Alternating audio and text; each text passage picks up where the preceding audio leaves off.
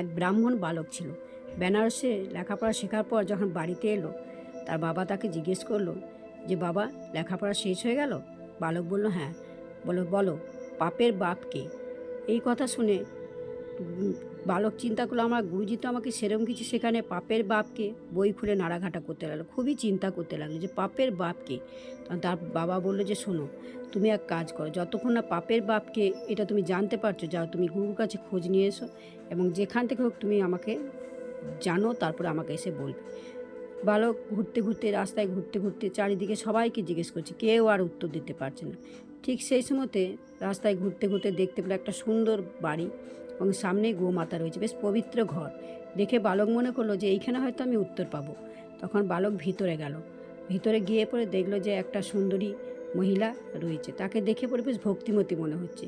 তখন গিয়ে বলে যে এখানে একটু জল পান সেবা করে আমি বেরোবো। তখন যখন সেবা দিতে লাগলো, তাই দেখে পরে বালক বলতে লাগলো যে, দেবী, আপনাকে দেখে খুব পবিত্র মনে হচ্ছে, আপনার নাম কি? মহিলা বলল, বাবা, আমি এই গ্রামের বেশ্যা। এই শুনে বালক চমকে উঠল এবং হাতের জলটা ছুঁড়ে ফেলে দিল। বলে, ছি ছি ছি ছি, এ আমার কি অপরাধ হলো? আমি কি অন্যায় করলাম? আমি পাপের বাপকে খুঁজতে গিয়ে আমি এত বড় খারাপ কাজ করে ফেললাম। আমি এত বড়, এখন আমাকে গঙ্গার জলে স্নান করতে হবে, কাপড় চোপড় সব ধুতে হবে। কি সর্বনাশ হলো আমার! পাপের বাপকে খুঁজতে গিয়ে আমি কত বড় পাপ করে ফেললাম, আমি বেশ্যার হাতে খেয়ে ফেললাম। বারবার কান ধরছে আর ভাবছে এই অন্যায় আমি বিশাল করলাম। এদিকে বেশ্যা মনে মনে চিন্তা করছে যে ওই বালককে তো বেশি দূর যেতে দেবো না, আমি ওর পা ধরে আমাকে নিয়ে আসবো, আমি ওকে বোঝাবো যে পাপের বাপ কে। বেশ্যা দৌড়ে গিয়ে পা দুটি ধরে বলল, শোনো বালক, তুমি পাপের বাপকে খুঁজে বেড়াচ্ছ, জানি না কতদিন দেরি হবে, কোথায় খাবে না খাবে, উপোস করে তুমি কতদিন ঘুরবে। তুমি এক কাজ করো, আমার বাড়িতে চলো, 2-4খানা রুটি খাবে, তারপর চলে যাবে। বালক বলল, তোমার বাড়িতে জল খেয়ে আমি অপবিত্র হয়ে গেলাম, আবার তুমি বলছো রুটি খেতে? বেশ্যা ঘরে নিয়ে এলো এবং বললো যে, শোনো, তুমি যদি আমার হাতে রুটি খাও, তোমাকে আমি অনেক মুদ্রা দেবো।